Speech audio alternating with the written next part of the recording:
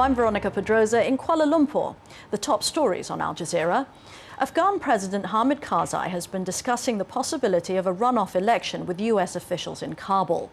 UN-backed fraud investigators threw out nearly a third of Karzai's votes from the August poll in its ruling on Monday.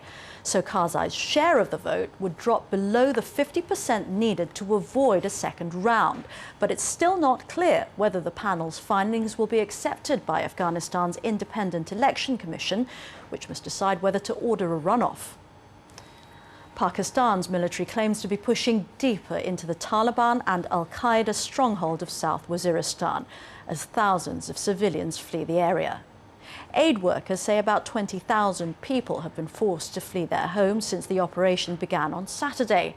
That's on top of the 160,000 who'd already fled in anticipation of the fighting. The Obama administration says the US will shift its policy on Sudan. Rather than isolating the government of Omar al-Bashir, Washington will now offer it incentives to make improvements on a number of fronts. They include the humanitarian situation in Darfur, disputes with the semi-autonomous South, and fighting what the US calls international terror groups.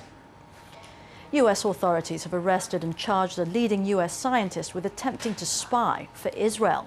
Stuart Nozet, who's credited with helping discover evidence of water on the moon, was held after a sting operation involving an undercover FBI agent. Nozet has been charged with attempting to pass on classified information relating to US defense to an individual he thought was an Israeli intelligence officer.